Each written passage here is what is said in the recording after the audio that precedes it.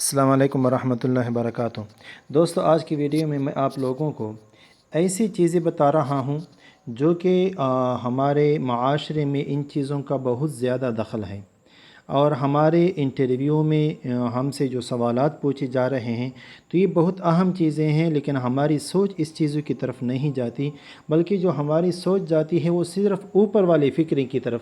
مصادر شریعت اسلامی کون کون سے ہیں، کتنے ہیں، یا ہم اس کو یہ بھی کہہ سکتے ہیں ماخذ اصول فقہ، یعنی اصول فقہ کے جو ماخذ ہیں یا ہمارے فقہ کے جو ماخذ ہیں بڑے بڑے، تو وہ چار ہیں: قرآن ہے، سنت ہے، اجماع ہے اور قیاس ہے۔ تو آیا ان چیزوں کے علاوہ ایک ایسی چیزیں میں آپ کو بتا رہا ہوں جو کہ بہت زیادہ اہم ہے۔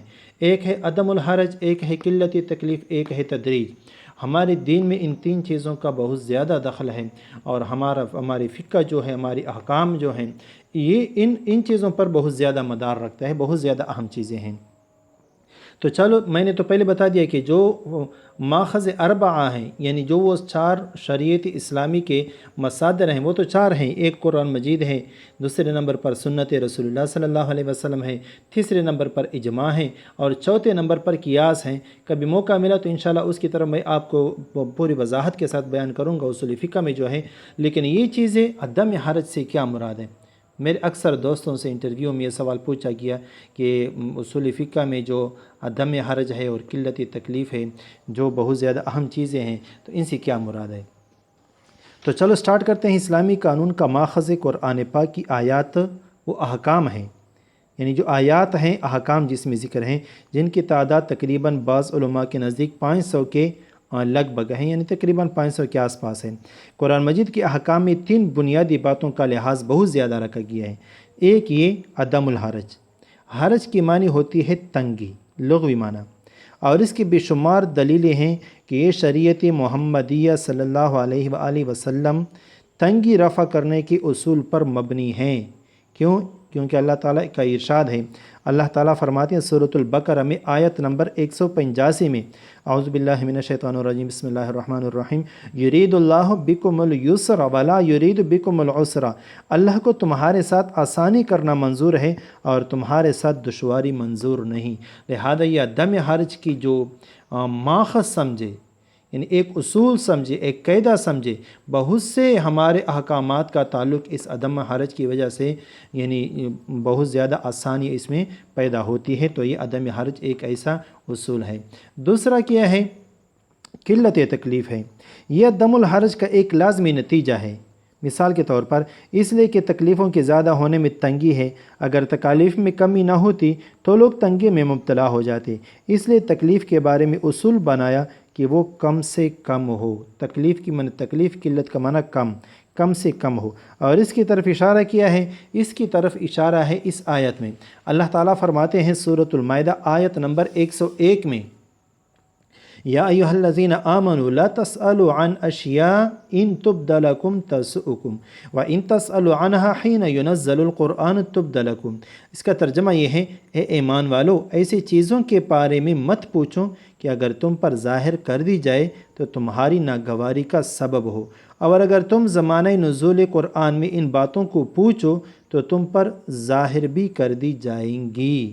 یہ ہے قلت تکلیف کی دلیل جو اللہ تعالیٰ نے قرآن میں بھی اس کو لایا ہے۔ اس کے بعد تیسرے نمبر پر ہے تدریج۔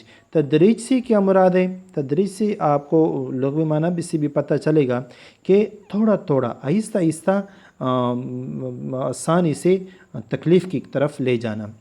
جب رسول اللہ صلی اللہ علیہ وسلم تشریف لائے اور قرآن نازل ہوا تو اہل عرب میں بے شمار عادتیں جڑ پکڑ چکی تھی، جن میں سے بعض تو ایسے تھے جن سے زندگی پر کوئی برا اثر مرتب نہیں ہوتا تھا، اور بعض وہ تھے جو ان کے لیے سخت مضر تھی، اور اللہ تعالیٰ انہیں ان عادتوں سے باز رکھنا چاہتا تھا۔